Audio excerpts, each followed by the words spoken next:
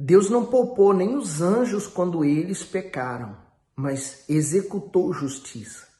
Nós, quando cremos em Jesus, estamos cobertos pelo seu sangue e pela sua misericórdia. Por isso que é uma graça imerecida. Hoje, nós vamos meditar em 2 Pedro, capítulo 2.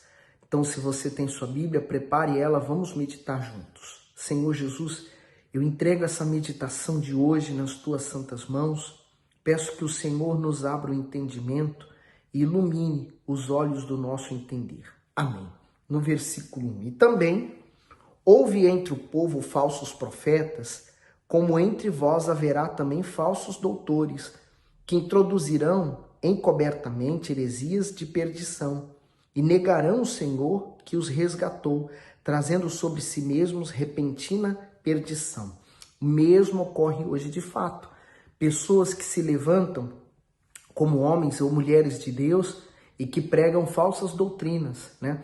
É fácil você identificar uma falsa doutrina.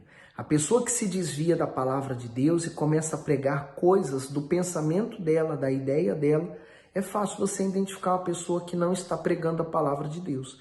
O comentário do Bispo Macedo diz: falsos profetas. Na igreja primitiva, havia homens de Deus guiados e inspirados por ele para cuidarem do seu rebanho. Mas também havia falsos mestres que a muitos desviavam da fé. Porém, assim como isso não era novidade naqueles dias, não é hoje. Também porque o próprio Senhor Jesus advertiu sobre esses acontecimentos.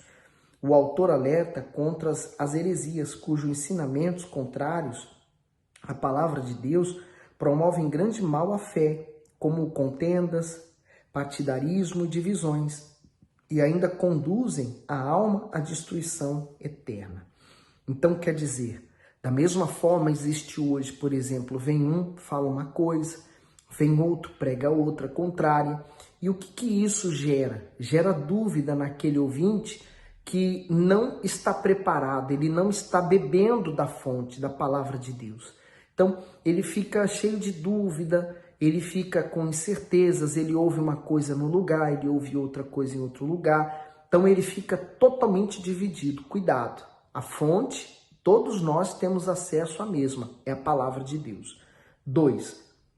E muitos seguirão as suas dissoluções, quer dizer, as discussões, as diferenças, pelos quais será blasfemado o caminho da verdade. E por avareza farão de vós negócio com palavras fingidas, sobre os quais já de largo tempo não será tardia a sentença e a sua perdição não dormita. Eu lembrei aqui que eu já vi anúncios no jornal de pastores vendendo sua igreja e com X número de membros e faturamento X durante o mês. Eu já vi isso. Quer dizer, um negócio, se tornou literalmente um negócio. A palavra de Deus se tornou um negócio. Ela consegue até firmar as pessoas que são incautas, né? Que não pensam, que não meditam na palavra de Deus. Comentário do Bispo Macedo, do 3 ao 9, né? Não poupou. Pedro usou 3 exemplos para provar que os falsos mestres e seus seguidores não escaparão do julgamento de Deus. Com isso, o apóstolo despediria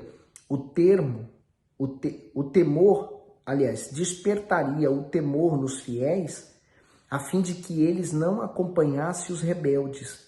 Primeiro, o Altíssimo não poupou nem mesmo seus anjos pela rebelião que causaram no céu. Antes os entregou à punição eterna.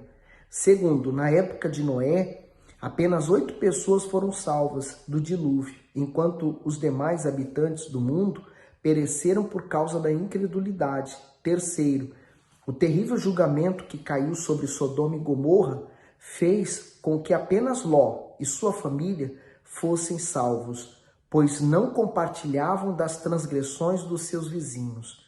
Assim, todos os habitantes endurecidos em seus pecados foram destruídos juntamente com as cidades, que se transformaram em cinzas. O Todo-Poderoso sabe bem como livrar o justo e honrá-lo, mas sabe também punir os injustos. Ao observarmos o agir de Deus nessas 3 ocasiões, vemos que sua natureza é santa e justa, por isso é imparcial para retribuir ao homem conforme a sua fé. E aí, continuando agora no 4. Porque se Deus não poupou aos anjos que pecaram, mas havendo-os lançado no inferno, os entregou às cadeias da escuridão, ficando reservado para o juízo. Então, o inferno foi criado para Satanás e todos os demônios que se rebelaram junto com ele. Então, o inferno não é para o ser humano. O ser humano, então, por que ele vai para o inferno? Porque ele rejeitou o perdão, só por isso. O Senhor Jesus é o perdão em pessoa, então ele rejeitou Jesus. O 5. E não perdoou ao mundo antigo, mas guardou a Noé, a 8ª pessoa, o pregador da justiça, ao trazer o dilúvio sobre o mundo dos ímpios. Não é que Noé não quis salvar os outros, nem Deus quis salvar os outros, não é isso. Noé pregou, anunciou, falou diversas vezes que viria o dilúvio, mas ninguém creu nele, ninguém acreditou no que ele falava. Então só a família dele creu, entrou e foi salvo. E os demais? Os demais pereceram nas águas.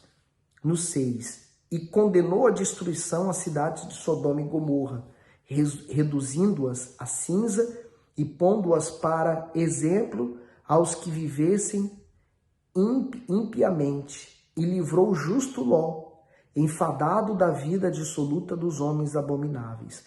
Aí você lembra, né? O anjo veio, teve que tirá-los à força. Saíram.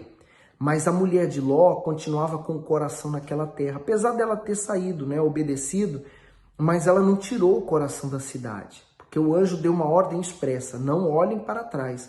E ela olhou. E ela se tornou numa estátua de sal. Sabe que assim a mesma coisa acontece com todos aqueles que desobedecem, né? Que a gente fala, olha, sai do mundo. A pessoa até sai, mas ela continua querendo aqueles prazeres que ela tinha anteriormente. Quer dizer, ela se torna fria, ela se torna má para com Deus. O 8. Porque este justo, Ló, habitando entre eles, afligia todos os dias a sua alma justa, vendo e ouvindo sobre as suas obras injustas. Mas mesmo assim ele não saía de lá, né? Apesar dele ser justo, tudo, ele não tinha força para sair de onde ele estava. O 9. Assim sabe o Senhor livrar da tentação os piedosos, e reservar os injustos para o dia do juízo, para serem castigados. O 10. Mas, principalmente, aqueles que segundo a carne andam em concupiscência de imundícia e desprezam as autoridades, atrevidos, obstinados, não receando blasfemar das dignidades, andam em concupiscência. O que quer dizer? Concupiscência é aquele desejo que a pessoa tem e ela planeja pecar, ela planeja fazer o mal.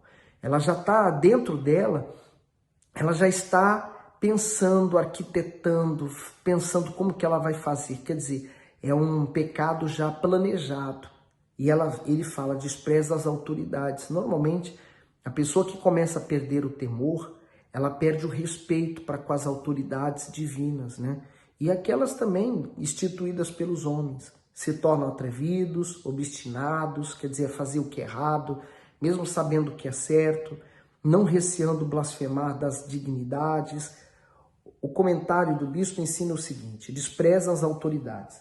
Aqueles que têm a natureza corrupta e orgulhosa não aceitam se sujeitar a qualquer tipo de autoridade. Eles se insurgem e falam com desprezo e desrespeito das autoridades do Estado, da igreja e da família, sem o menor temor ou constrangimento. Em nome da liberdade, tornam-se blasfemadores, arrogantes, com línguas desenfreadas para o mal. Tais pessoas arregimentam seguidores que promovem as mesmas injustiças, levantam calúnias contra pessoas dignas e traem para si o galardão da injustiça, que é a dor e a destruição. Eles receberão de Deus a justa retribuição pelas suas más ações neste mundo. Às vezes a pessoa pensa assim, olha, estou sendo injustiçado na obra de Deus, ninguém me reconhece, mas a pessoa também não para pensar que aquilo ali é, na verdade, o que ela está colhendo por causa da sua vida espiritual. Então, quando nós plantamos o que é bom, nós não esperamos colher dos homens, nós sabemos que a nossa colheita virá de Deus, então a gente espera em Deus, não nos homens. O 11. Enquanto os anjos, sendo maiores em força e poder, não pronunciam contra ele juízo blasfemo diante do Senhor. Mas estes, como animais irracionais, que seguem a natureza, feitos para serem presos e mortos, blasfemando do que não entendem, perecerão na sua corrupção. E aí o comentário diz o seguinte: para serem presos, muitos animais, mesmo sendo fortes e ferozes, são aprisionados e mortos porque são irracionais. De semelhante modo se comporta aquele que despreza o evangelho e segue pelo caminho do engano e da rebeldia. As pessoas que rejeitam o Senhor Jesus receberão uma condenação espiritual que não se compara a nenhum sofrimento neste mundo, pois será a prisão eterna da alma. Se uma determinada se uma detenção momentânea já é aflitiva, porque nenhum ser humano gosta da ideia de perder sua liberdade, nem mesmo por um dia, imagine o desespero de uma prisão eterna. Soma-se a essa condição a dor de ser continuamente torturado por demônios por toda a eternidade. Enquanto isso, os salvos desfrutarão da salvação e da glória do Altíssimo e viverão com ele para sempre. Portanto, cada um deve aproveitar a oportunidade de se entregar ao Salvador antes que seja tarde demais. Continuando no 13. Recebendo o galardão da injustiça, pois que tais homens têm prazer nos deleites cotidianos.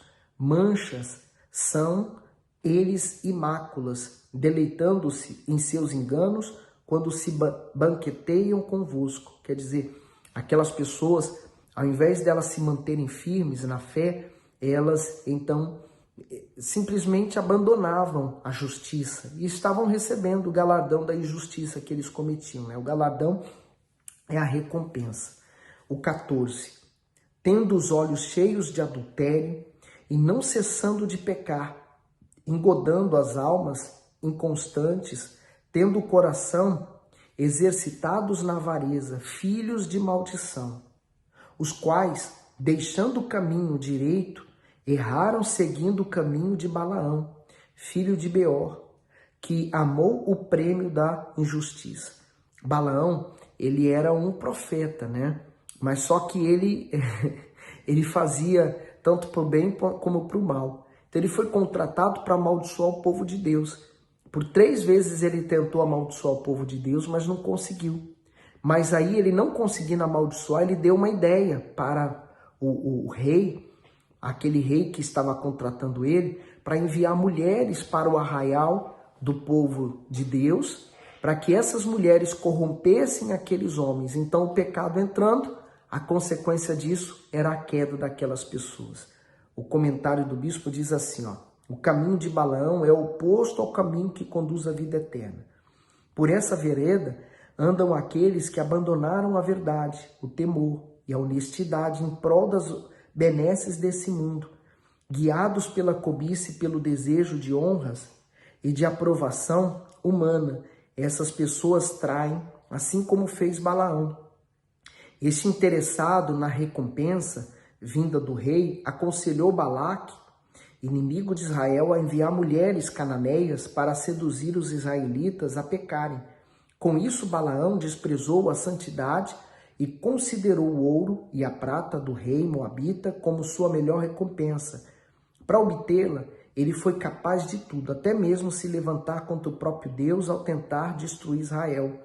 O verdadeiro servo de Deus não pensa no dinheiro ou na autopromoção, pois serve por amor. Aqueles que fazem a sua obra pensando em si ou no próprio benefício, de modo algum, são servos do Altíssimo, e sim, de si mesmos.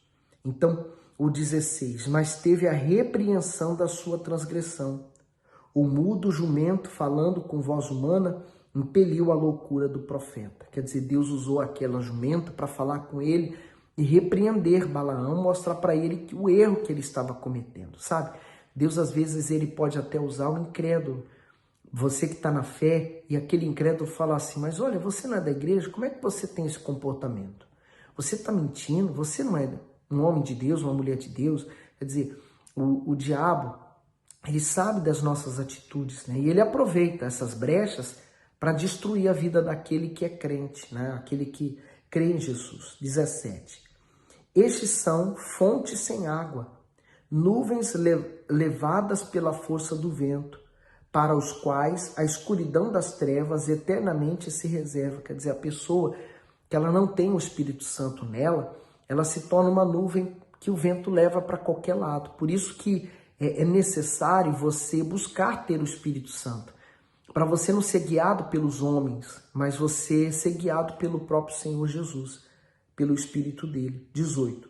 Porque falando coisas muito arrogantes de vaidade, engodam com as concupiscências da carne e com dissoluções aqueles que se estavam afastando dos que andam em erro, prometendo-lhes liberdade, sendo eles mesmos servos da corrupção. Porque de quem alguém é vencido, do tal faz-se também servo. Eu lembrei aqui, por exemplo, todas as pessoas que servem aos encostos, aos espíritos, eles terminam tendo doenças, miséria. Às vezes eles já receberam muito, né, pelo trabalho que eles fizeram. Mas os espíritos a quem eles servem mantém eles na miséria, na dor. Se eles não servirem de certa forma, eles relevam as devidas punições daqueles espíritos. Então, quer dizer, ele fala, prometendo liberdade aos outros, mas eles mesmos sendo servos da corrupção, sofrendo. O Bispo Macedo escreve no comentário, prometendo-lhes liberdade. O reino de Deus é feito de perfeita disciplina. A igreja, como corpo do Senhor Jesus Cristo, é formada pelos nascidos do Espírito de Deus. Esse corpo é harmonioso porque funciona com perfeição, ou seja, nele há disciplina ordenada pela definição de cada um dos seus membros. Quando alguém rejeita essa disciplina para viver na injustiça, compromete o bem-estar do corpo, torna-se um elemento nocivo a ele.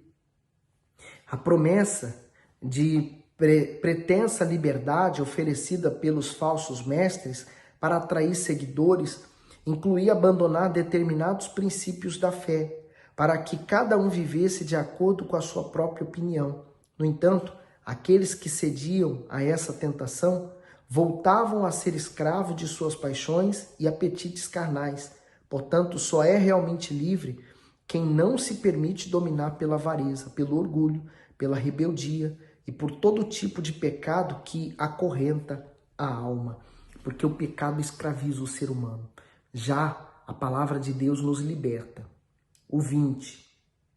Porquanto, se depois de terem escapado das corrupções do mundo, pelo conhecimento do Senhor e Salvador Jesus Cristo, forem outra vez envolvidos nelas e vencidos, tornou-se-lhes o último estado pior do que o primeiro, porque melhor lhes fora não conhecerem o caminho da justiça, do que conhecendo desviarem-se do santo mandamento que lhes fora dado. Por isso, a necessidade de nós estarmos sempre vigilantes com a nossa vida espiritual, né?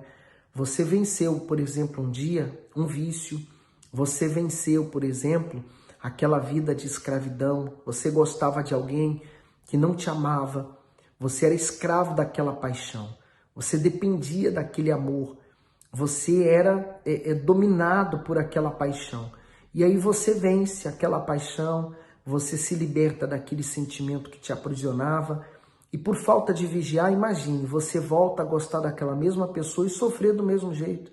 Ou por causa da falta da vigilância, porque você se uniu a pessoas que a intenção delas era te prejudicar e elas tornam você ao vício. Quer dizer, você um dia era viciado no álcool, por causa daquelas amizades novas, você torna a usar o álcool.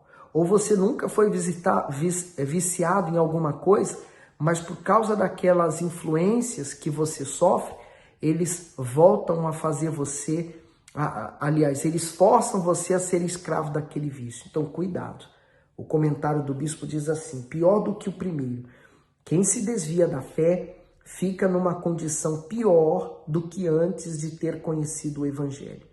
De volta à sujeira e às corrupções do mundo, essa pessoa se deixa dominar novamente pelos seus instintos naturais, como vícios, mau gênio, impurezas e toda sorte de pecado. Além de ser mais indulgente e permissivo com os erros, o desviado da fé conta com o agravante do pecado deliberado. Logo, aquele que peca conscientemente torna-se mais culpado diante de Deus do que o que peca por ignorância. As Escrituras mostram que o que leva uma pessoa a cair espiritualmente é o fato de se desviar do santo mandamento. Isso significa que quem obedece realmente à palavra de Deus jamais incorrerá no engano ou na apostasia. Quando a pessoa cai na fé, é 2 vezes mais difícil ela voltar ao estado natural. Não é impossível, mas é difícil. Porque agora ela sabe a verdade, ela vai se culpar por ter conhecido a verdade e ter caído. Então ela vai ter que lutar com todas as forças para voltar ao primeiro amor. E para terminar o 22. Deste modo, sobreveio-lhes o que por um verdadeiro provérbio se diz: o cão voltou ao seu próprio vômito, e a porca lavada ao espojadouro de lama. Pedro usou o provérbio 26:11, né, para exemplificar a pessoa que um dia ela foi resgatada, ela foi tomada pelas mãos do Senhor Jesus e ela voltou àquele estado em que ela foi retirada. Por isso, vigie com a sua vida espiritual, vigie quem se aproxima de você, vigie as amizades que você tem. Por vezes, vale mais a pena estar só do que mal acompanhado, para que você possa receber o galardão da recompensa que vem lá nos céus, tá bom? Que o Espírito Santo continue falando forte com você a respeito desse capítulo de hoje. Espalhe esse vídeo para mais pessoas, vamos evangelizar, vamos apressar a vinda do nosso Senhor Jesus. Fique bem, fique com Jesus.